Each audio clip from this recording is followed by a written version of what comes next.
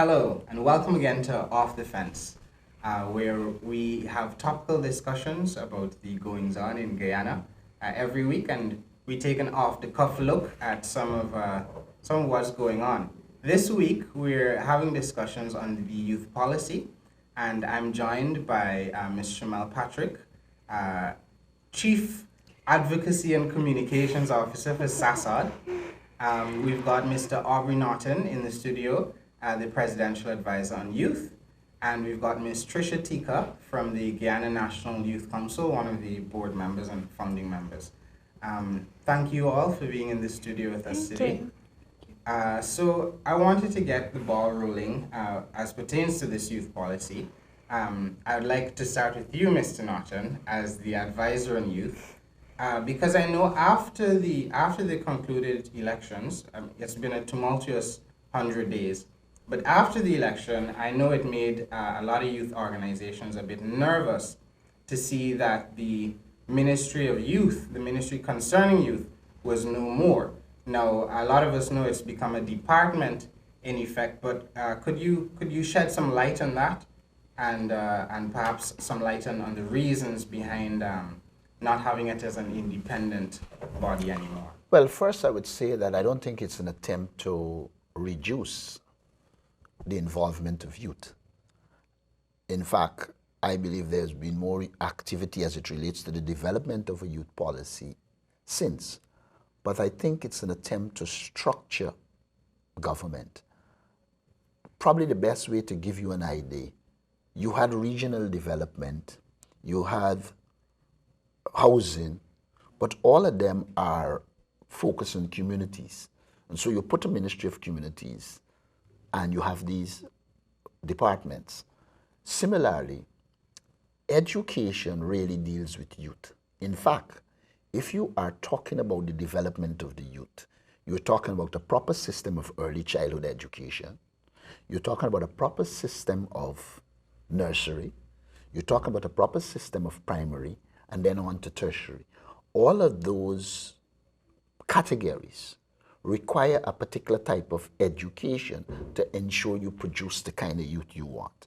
And therefore, I believe contextually, the youth is well placed within the Ministry of Education, in which you can have the general education system, including the formal tech voc, and then you have sports, culture, etc. They are really and truly part of a process of education of which youth want to be educated and the key one to be educated. So in that regard, I believe it is well placed. The issue as to whether it should be a Ministry of Youth by itself, yes, to me, doesn't add much. You can have a Ministry of Youth and it still doesn't operate within the comprehensive framework, and you have disjointed activity. What is most important, as far as I'm concerned, is for there to be a comprehensive plan for the education and development of the youth, and a proper subsection there for the youth. Fantastic. I think that's a very important clarification. I guess people have been following along behind the scenes with the developments may know that there's a department of youth, but just for those people that actually believe there's no department, or it's just been completely erased. No, there's both a department for youth and there's a minister within the ministry responsible for youth, sport and culture, Ms. Nicolette Henry. So it's there. All right, fantastic. So on to the youth policy. As many will know, after the disbanding of national service, Guyanese youth were promised a youth policy. It's been a couple decades, and we've had multiple revisions. We've had involvement of multiple stakeholders, international bodies, local civil society organizations, the organizations represented by both Ms. Teekah and Ms. Patrick. And we found ourselves here now looking at yet another attempt at this youth policy. As I'll start with you, Tricia. I know you were involved in previous efforts under the last administration. How have you looked on the process? What have you gotten from it? Are you feeling optimistic at the moment. Before we tackle Mr. Norton giving us some teasers as to what's actually in the policy and start discussing a bit of the content or what you can share with us. What's your involvement in the process been like, and what are you looking forward to from the work being done currently? Oh, there's a lot to your accent there. That's a mouthful. But I'll just go back. We do have a policy. It's a 1996 policy that was tabled in Parliament. The question is that policy is outdated, and what they've been is attempt to revise and update that policy. It's also a question that the policy I would say, was never implemented. I know there were attempts to implement one or two aspects with the setting up of a National Youth Council, the creation of a Ministry of Youth sometime after then, and some different programs that they were able to, I guess, that manifested from that process. But it still felt as if that the youth policy was never really implemented. But what part of the process is that youth policies, like any other public policy or any other, even a law, they must be regularly revised and updated to match society's demand. And when it comes to young people, we're changing every day. We have a new demand every day. And so I'm not saying to revise youth policy every day, but I'm saying that it must be revised regularly to match our needs and our demands, and so that we're able to realize our potential. We're able to grow in a conducive environment, one that enables and empowers us totally. It was really amazing working starting in 2013 on this new process. There was a lot of rejection when we started. They were like, again, you come into our house, again, we're going to do this. And at the end, we're not going to get a youth policy. And so when we first started consultation in 2013 in communities, we had to convince people it's going to happen this time. We're going to get a youth policy. Okay. And so we had to spend some time saying that it's going to happen. We're not wasting your time. And also a lot of time on educating people, young people, what is a youth policy. Because it's, as much as we had one for some time, I don't think that the young population fully understood what a youth policy is, what it's supposed to do, what it entails. And most of it was just collecting data, which builds in the policy. The youth policy is evidence-based, or supposed to be evidence-based. Research, data, inquiries, whatever it is that is needed to really develop a comprehensive document. And so we spent quite a few months in communities. We weren't able to touch in all the administrative regions, but we were able to touch in a few of the key regions and just sit and talk with the young people. Some of them were not well attended. And again, I think it's probably because persons were saying, again, you come in at our door. And also that everyone just seems busy. We're talking about being busy, but also getting information out there and getting young people to come out and be interested in something. We've been talking about this lack of interest in young people also, or not just young people, but in parts of the population, especially on national issues. So I think there's been recently there was another forum recently held under this administration that sought to bring stakeholders together to kickstart the process and get it going again. Are you feeling more optimistic about that? Well, to be honest, I only attended one day of that process, and I know there are probably other side events that are happening aside from the main one. But I do think it's sort of, you can't keep having conversation and consultations. You need to move on. But at the same time, you must include certain groups of people, the youth at risk, socially excluded young people, youth in crime, and youth gangs. They must be part of the conversation. And those are things that you need to organize. They will not come to the table. There are people that you need to go into the community. You need to go to the street corner, and you need to go to where they are in their comfort zone and reach out to them. I see Schemel nodding here, where we were talking about inclusion. So what's it mean to you, and how inclusive would you like to see a youth policy? So I've been involved in the process from 2013. When I started at SASOD, I was invited to the first youth consultation, but it was to review a document that was already done. And we had a few suggestions, and I don't know what happened after then. Then there was the second draft. We had the same comments and the same recommendations. And now there is a third draft, a third document. But I can say that I am very impressed, optimistic with this one. It's inclusive, it's comprehensive. I know most of our issues are not explicitly defined because of how controversial it is, but I am happy to see the inclusion. I know it's not going to happen overnight, but it's something that we have to continue to work on when we talk about including LGBT. You spoke about youth in conflict with the law. We have youth in state care. What happens to them when they come out? We have indigenous youth. So I know that it was mentioned, and if it wasn't, I had a look at the document and I made some suggestions to some individuals. So I'm optimistic and I'm hopeful that by it being included, it sets the tone for more work, and it says that, well, this is just the policy, but what are the actions? Indeed. So, yeah. So, Mr. Norton, there's a lot of expectation that's been built up. You got a lot of youth organizations looking to you. You got the youth of Guyana in general, and just feeding off Tricia's point about the fact that, having gone back on many occasions to people's communities, doing successive consultations, though this administration is very fresh, you've got the wariness of folks to deal with. How have you been managing all those expectations and still managing to put together a document that's inclusive as possible and also addresses the needs of youth?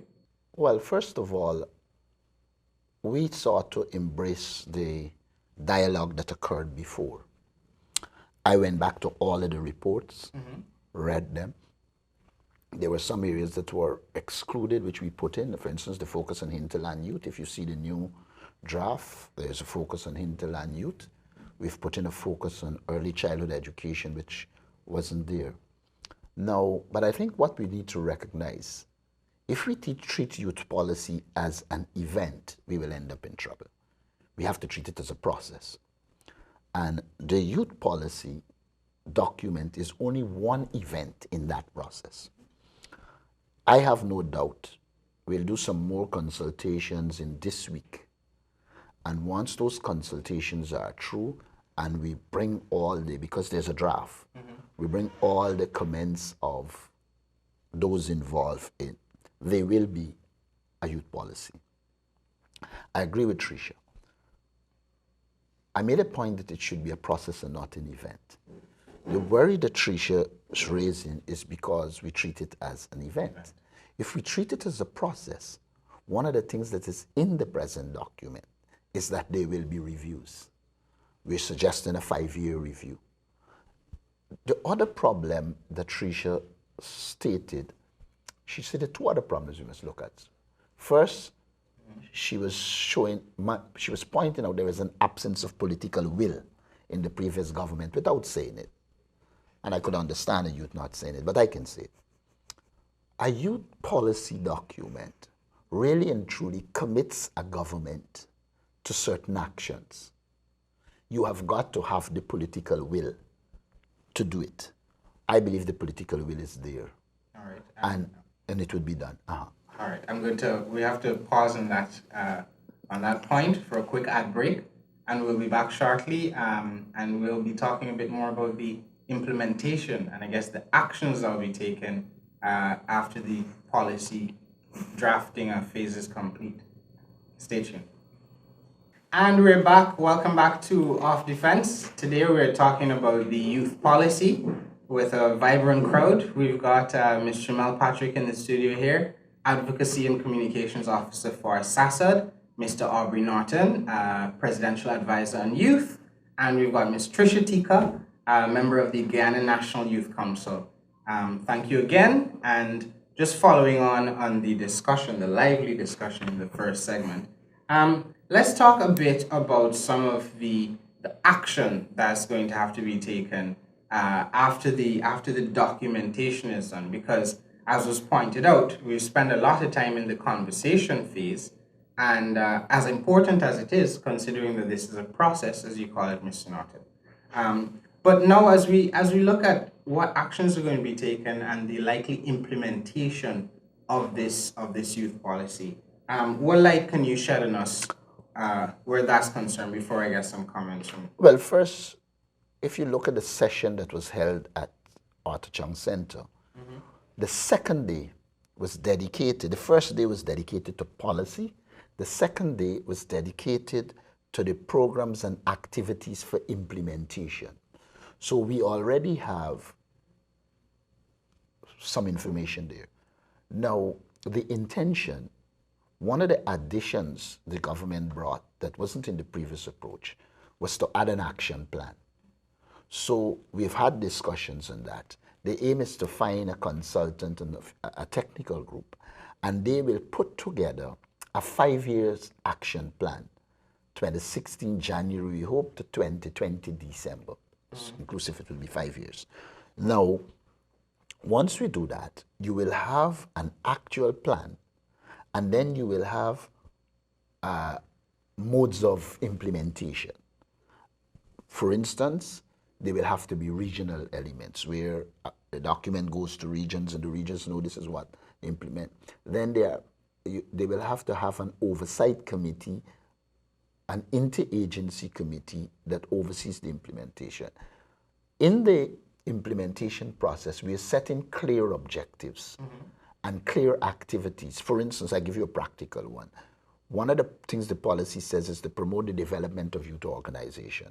You can be able to judge that, to say in 3 years, there have been 2 more or 3 more, whatever number. It says we should set up clear rules and regulations for youth organizations. So you will have a plan to judge it against. And that's very important. One of the things I think we need to guard against, one of the reasons I think governments don't want to run down the road of a policy and an action plan, is because people can go to it and say, you didn't do this, you fail. All I would say about it is this: it's a guide. There are things that you want to put in, but all will not be implemented for different reasons. What we have to do is consistently review it, update it, and develop the capacity to implement. Okay, I think that's good clarification. Tricia, what are your thoughts on this, and how do you see the Guyana National Youth Council being involved or helping support the implementation of the youth policy, considering I think the council was started, one of the reasons it started was to pursue the national youth policy. Yeah, exactly, Francis. I think one of the things, that was one of the main reasons we came together, in the absence of a youth council and a youth policy, that just fostered that sort of unity among a group of young people. As it relates to the implementation of policy, I'd just like to take one step back. And that step is, the policy, once it's finalized, it must be accessible to all young people. And the role of the council and the role of youth organization comes in to break down the policy. The policy must be understood and known to young people. They must know about the policy and what it offers them. And so I think just a small step before you reach implementation, even part of implementation, is increasing awareness about the youth policy and what it entails. Definitely the council, we see ourselves as partner in youth development, and we would like to help implement and to assist in implementation of the action plan and the youth policy. In fact, that will help shape some of the work of the Youth Council. And there is so much that we want to do. We have so much plans already, and we've been waiting on the youth policy while moving ahead with some plans also. But this will definitely shape, because you're working towards a national goal, an overarching goal, this will definitely shape and structure programs and projects and activities you do, whether it's at the community level or at the national level. And we're absolutely looking forward to it. Fantastic. A lot of positive energy. And Schemel, how is your organization looking to get involved with the youth policy, the implementation, making it more accessible in terms of educating people on it? Yeah. And the like. Yeah, I was going to pick up on Tricia's point about education. The policy is something that needs ownership, and young people must know that this is for us and we must own this project. I know SASOD would be very excited to be a part of the implementation process. A number of the areas that we continue to work on, like education and bullying in schools, employment and access to resources, entrepreneurship skills. We see that in the policy. So we're excited to work on that. SASOD is also part of a larger network called the Guyana Equality Forum, made up of other youth organizations. And I know that collectively, we would want to be engaged in the process to focus on our issues, to make sure that other issues are brought to the table. It's not only based in Georgetown, but we have organizations outside of Georgetown. So it's important for those issues to come to the table. We could feed it back to the implementers and the entire process. So we are excited and we are happy to have not only SASOD, but the Guyana Equality Forum to play a pivotal role in the entire process as well. And what sounds nice is I can see a lot of networking. Yeah. Well, there's a subliminal message that we should think of. When you listen, the worry seems to be government. As I understand it, a national youth policy has to be implemented by different stakeholders. There's a role for government, there's a role for youth council, there's a role for a number of government agencies. So when the plan is being done, what will happen is that you will have activities and the stakeholders who will implement so that they will be. Now, as it relates to the National Youth Council, there was a proposal which is on my desk from that same conference on how we approach it. Because you have to make a National Youth Council genuinely national. You don't want to get rid of the National Youth Council that exists. You have to find ways and means of expanding it and involving people. At present, we're in regions, talking to regions. We want to have regional youth councils. You want to have a national youth council. And you want to have district youth councils. And let me tell you why. One of the problems you've had over the years is that there has been a deficit in youth leadership. And the only way you're going to get the youth up and running is if you start from the district level, where there are groups in the district or the village, and they form a village youth council. Then they move to the level of the NDC, then the region. Why this is important is because it will teach young people to manage their area. And as they move up, they will move up with the skills to take on the national level. And so, to me, the national youth policy must form the basis for increased involvement in young people at every level of the society, because critical to it is representation. You are really teaching young people to represent themselves and others and issues so that they become genuine actors in the political, economic, and social process. All right. Any comments on that before I make? Well, it's just to say that the Youth Council is still in an infant stage. We've not been calling ourselves the Youth Council, and we've been, I think, a lot of wrong information was sent out during the campaigning period and election period. And it really may have changed some perspective on the council. But we're still an interim body, and we're still building and rooting the council. We do intend for this to be a national body. And just as Mr. Norton mentioned, if you look at our structure, it does cater for district, regional, and then national. And even within the district, we're catering for students, we're catering for disability, we're catering for young workers and entrepreneurship, bringing everybody together.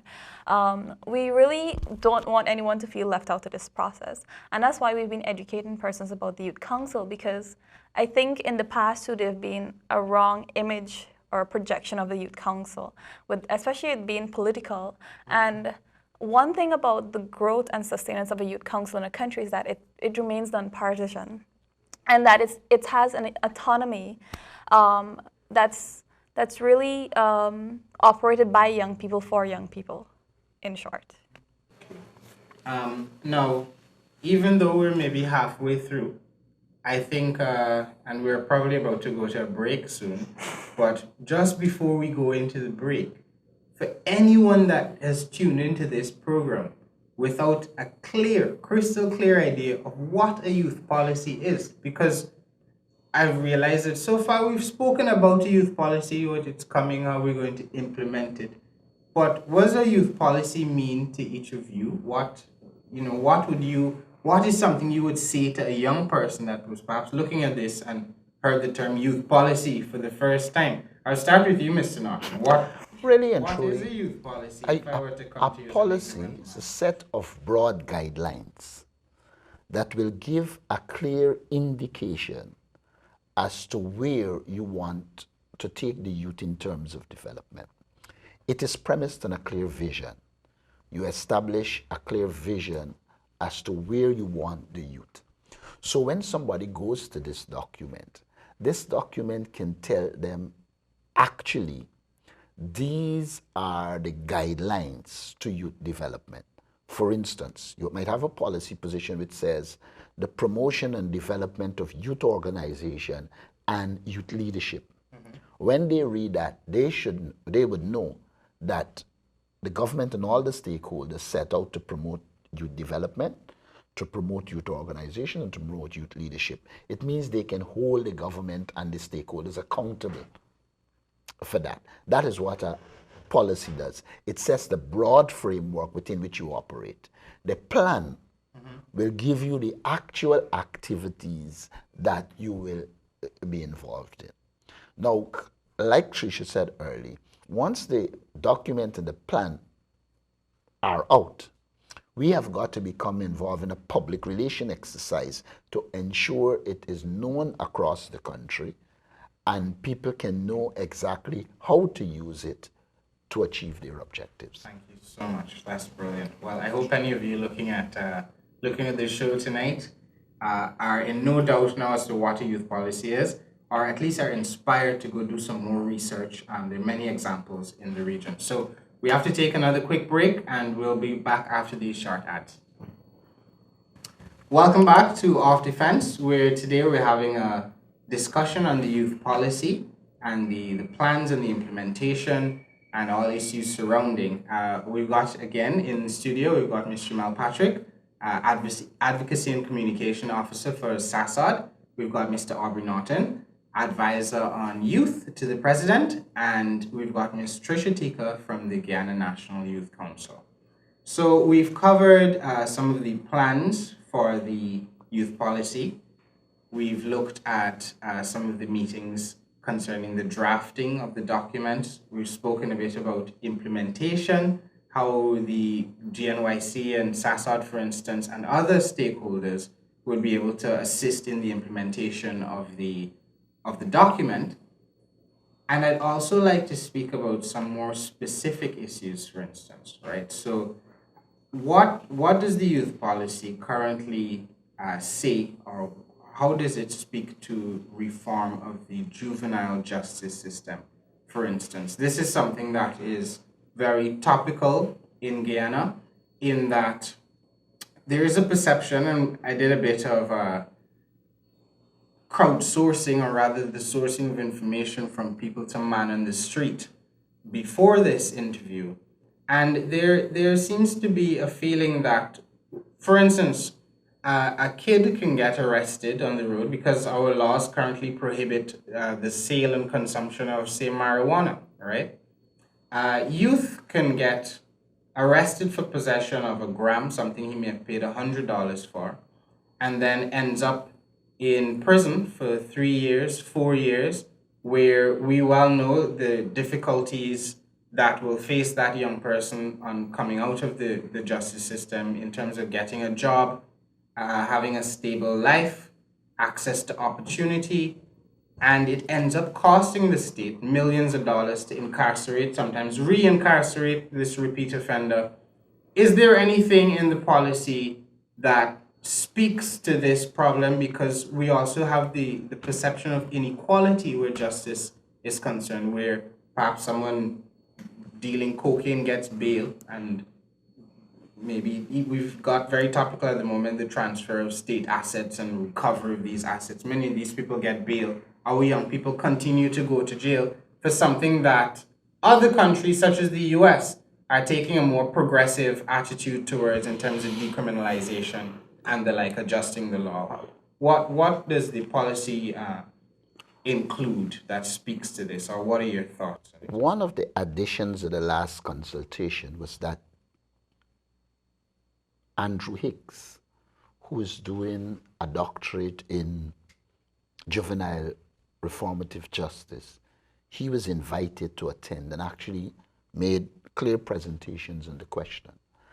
And then he produced a paper And from it, we are including in the policy this need to reform the juvenile justice system and to do what I think they call restorative justice rather than penal justice.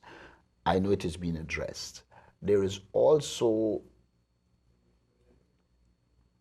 an indication that even at the level of the police, you need social workers in a juvenile section to deal with juvenile delinquency rather than the old police have approached as soon as a man arrives at the station, is shying the lock up. And so it is being addressed. But it is not only the issues that you mentioned. As fate would have it, last week I visited the juvenile holding center in Sophia. And I was taken back by the amount of young people that are there for wandering. For wandering? Yes, wandering. And it's an issue I've raised. I don't want to get into the details of it. But a lot of time we talk, but we don't actually check the system to see who are the people in there. And my discussion with the young people there last week, I found out, one, that a lot of them are there for wandering. I also found out that this happens every year. Once there is the August holidays, they end up in there for wandering. When you talk to them, you're also seeing the absence of the role of the family that are causing a lot of them. So it's not just reformative justice, it's also the question of the development of parenting skills and the role of the family in the community to deal with the juvenile. A lot of people talk about marijuana, etc. But I believe that we have to look thoroughly based on evidence, which is what I want to come to. One of the things we want the policies establishing is that you need to professionalize youth work, and it needs to be evidence-based. I had a totally different view of what was happening with these juveniles until I visited that area and found some of them are there for breaking an entry, and they are under 15 years of age, which means we have got to look at the complete system, the economics of the family, the family's capacity to manage them, and then we have got to look at mechanisms once they're in there to reform that system so that they emerge out of there and not want to go back, or the condition caused them to go back. Because when you talk to them, yes, so you have to create the opportunities, you have to develop the capacity of the institution to train them and probably add sport facilities, etc. Because one of my worry, which I think we'll address in this process, is you see it like a little prison rather than an institution that will reform and put them back into society. Okay. And therefore the mentality has to change in terms of dealing with them. Fantastic. What are your thoughts on this, Schemel? My only thought was, before we actually get to them being in the system, I remember speaking to someone quite recently about the not having sport and recreation explicitly clear in the youth policy. We were going through it, and we didn't see a lot of areas where they spoke about sporting and recreational facilities in communities. I know where I live across the river, there's a PYARG building. This building was created many moons ago, but nothing happens. So there's a building, I mean, they could have a library in it, there's space for football, basketball, something for the young people to do during school in the afternoons, and when it's the August holiday when there's absolutely nothing to do. But nothing happens to the building, it's just a white elephant. And I'm quite sure this building, there are lots of other buildings in other communities where nothing is happening. So I think when we're looking at wandering and activities for youth, I think sport and recreation is important, and I think it could tackle the problem of wandering and social behaviors, perhaps. Yeah. I mean, I think even the issue with the community grounds. I live close to a ground that was opened 5 years ago. they got a budget to clear down the land. And then a year later, right now, the grass and the weeds are taller than me, but the little children during the summer are playing football in the streets. So I can see where you're coming from with that. What are your thoughts on the thrust I have a of lot. the discussion? I hope I remember my and points. Anything else you want to add? Definitely, when you look at juvenile delinquency, you see the breakdown in the family. I remember instantly when Mr. Norton was talking about the family, my visit to Region 1. And so many young people, and I should say so many children, are living in single-parent family. And it's because I think it has a link to, it's linked to the boom in the mining sector. Most of the fathers are away, or even mothers are away in the mines. They're away for months, and so they're either living with an aunt or a guardian or something.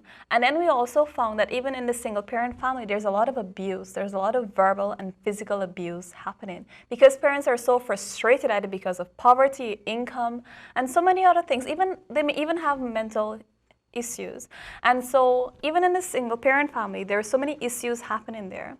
And so young people themselves are frustrated. And linking it is when a young person does something that's bad, is because they're seeking attention. It's because they want that sort of, they want your attention, in other words. I know I'm being repetitive. And they want you to see them and to see them for who they are, what they do, what they're not doing. They want, you to look into their affairs, basically. And so it's just a chain of events that you need to go back to the roots and to just re-examine the entire system. Going to it, I'm just going to jump, going to juvenile justice. I'm really anxious, and I know the council is keenly looking at this also. It's not just about the offenders, but the victims also. I mean, look at how rape victims. Imagine a 14-year-old going into a police station and saying, this guy raped me, and have to go through all that interrogation in that public space. And even the proceedings and the trials. The entire justice system must be more in cooperative with young people and the treatment of young people. And then moving forward to sort of programs, definitely sports for development is one of the solutions coming forward. And again, this was from my visit in Region 1. So many young people they saw sport as their home, their peace, and they were raising funds.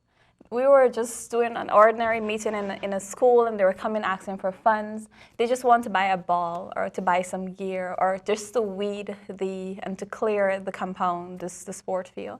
So it's a lot of issues happening at the community level, and we really need to look at the communities, especially Region 1, 9, and 8, and those hinterland communities. Taking the focus away from the coastland. Yes. Normally. Yes, and a lot of the budget are expended here.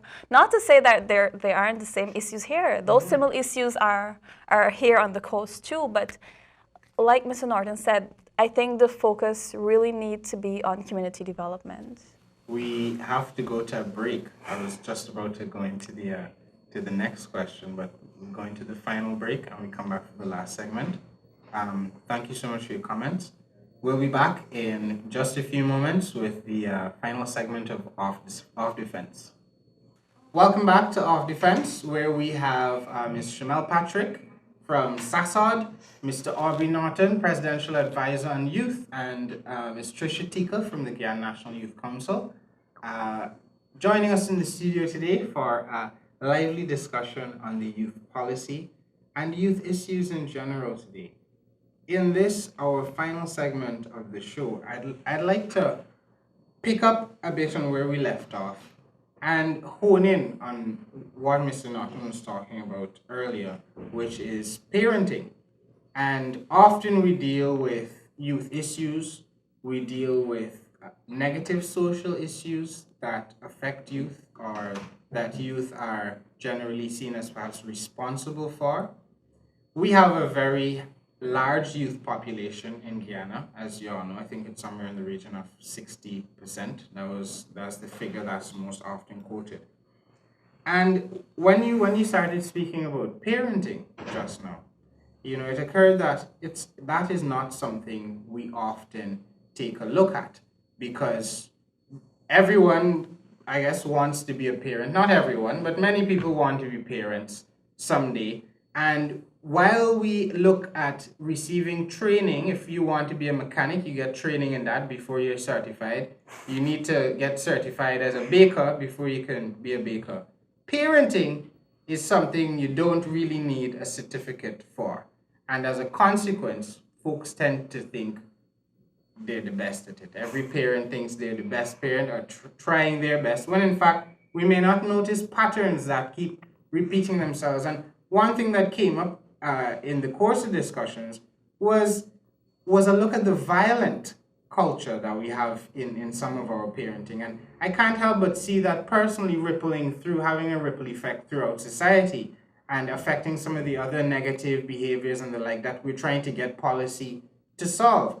What are some of your thoughts on how we can address parenting, and how do we promote better parenting so that we create youth that are more well adjusted to society and by extension less social problems down the line? What are some of, I started with you for 2 segments and you look relieved that I'm not going to start with you now, but I'll start with you, Tricia. What are your thoughts?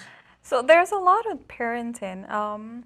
I think one of the reasons why there isn't a certificate for parenting is because the grandparents are always around, or at least growing up. I get that sense that, that's why grandparents and other great-grandparents are around, and they help raise the children, applying values and norms in society and ensuring you're dressed in a particular way and you carry yourself in a particular way. But we've seen changes in society, and I just like to reference teenage pregnancy. We see a lot of, Guyana has a high rate of teenage pregnancy, and we need to reach out to them and to not only to reincorporate them back into an education institution, but ways we can assist them. I gather that most of the teenage mothers are also single parent or will become single parent, and so it's how we support them in different avenues. And I know, like, the Guyana Responsible Parenthood Association have been they've had sessions and probably are planning sessions still on parenting, but it needs to go across the board. And it goes back to the programs that you have in communities. Young people we're the expert. I think if you just talk with a few of the teenage mothers, they'll tell you what support and systems that they need, and a suitable and adaptable or flexible program that can match them and their needs. Mr. Norton? Well, I think it's a very complex issue. You're really asking somebody to be a psychologist, a social worker, an economist at minimum. And you have different categories of parents out there. I think, first of all, we need to sit down and develop a clear idea of what parenting entails. And then in a structured way, we need to educate parents. This has to be taken in the present context. The context of the internet, where children and young people seem to be more technological savvy than their parents, and therefore they'd be accessing information that some of the parents might not be. But they're doing this on the mini buses as well. Well, that's what I'm saying. So you are really in a situation where the parent is a little behind the child in terms of their access to information based on technological capacity. And therefore, to me, what that produces is an urgent need to develop training programs for parents so parents can understand. As it relates to teenage pregnancy, I believe that we have to take a number of approaches to teenage pregnancy. First of all, we wrongfully make it a girl-focused thing. It's both a girl and boy. So we have to focus on it, and we also have got to have a lot of education of our teens. I always make the point that when I'm reading it is evident to me that the danger period for children is somewhere between 10 and 15 years of age. But the society has nothing in it to guide them in that period. A lot of times when the Guyana Youth Organization is over 50, if there's a Boy Scout or so, it's a different area. But there is no focus on this 10 to 15 area. I believe Guyana needs a proper plan which includes counseling, guidance to deal with young people within the age 10 to 14, 15. I am an advocate for social workers in every school and in every village. It is good to talk about the grandmother. It is good to talk about the historical village. None of them exist.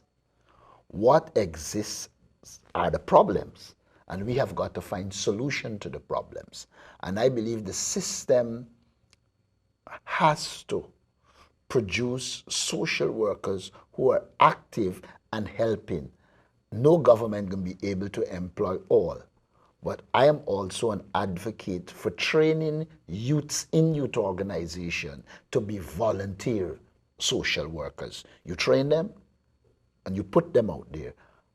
I also wanted to focus on youth because a lot of times you can put an adult social worker, but that adult social worker will never get into the head of the youth. But if you train youth social worker around the same age, they can bring peer pressure to bear in a way that adults can't. Again, I believe that we need to sit down and think through the problem of our youth 9, 10 to 15 years of age, and then come up with programs and projects to deal with them and to save them from some of the problems. I don't blame the youth. I'll just give you a practical example. When I was at the holding center, there was this bright little girl. I was so taken back with her ability to speak, etc., that I asked her, I said, if you're given a second chance, what would you do? She said, I will go back to the same thing. I'll end up right back here. So I said, why? She said, because her parents doesn't listen to her, they insult her, they treat her in a particular way, and she doesn't feel that going back into that society would help her. She sees herself as an output of a So system. to me, somebody like her, you have got to take her, put her in the care of a social work entity, let them deal with her, while at the same time speak to the family to address the problem of the family. These are complex problems. These are not problems you can just take a plaster and put in a blap and they're solved. Indeed. They are problems with many dimensions. What are your thoughts on this? Yeah, Schemel? picking up right exactly from there, I think that effective parenting can lead to youth development, effective youth development. We have institutions like faith-based organizations, the church, civil society organizations that can help with effective parenting. I mean, there's no certificate because there's no right or wrong way. I mean, it's totally based on the environment and the circumstances. And I think organizations like the church and like other civil society organizations can contribute to effective parenting. But if I may, Joe, just add, picking up on your point of violence in the home too, that is like such a big problem. We see so many violence in young people, even whether it's verbal or physical. And we hear a lot about domestic violence. You could say we have a violent culture, society in some respects. Go on. Very much. But even among young people too. And there's just so much negative energy within the home that I think maybe this is where mentoring also comes in and will really help young people. But I'd really like to see, I mean personally, I'd like to see stronger measure and implementation for abusive parents. I'm not saying to lock them up in jail, but I just like them to know that it's wrong to hit their children, to abuse their children, whether it's verbally, emotionally, or physically. And we need to increase that awareness also. Child Protection Agency, I know, is doing some work in this aspect, and they have quite a number of children within their care. But it's a really big problem. Yeah, But okay, go ahead. The point I was going to make was about the economic constraints around parenting. I mean, sometimes, there's a single parent, she has 5 children and she has to go out and work. So I was going to say that the state also has a responsibility when we talk about parenting, not only the community. I mean, the community has a big part to play, but the state also has a part to play in ensuring that, we know about the school uniforms, we know about school feeding programs, so they also have a part to play when we talk about parenting because they need the assistance. But I also want to add, one of the things we need to look at, historically, we were brought up, first of all, the church played its role, but the lashes that we now calling abusive played its role. Now, I've never beat my children. I don't support beating. But what I have a problem with is that society has failed to sit down and decide, in the absence of corporal punishment, how are we going to control the children?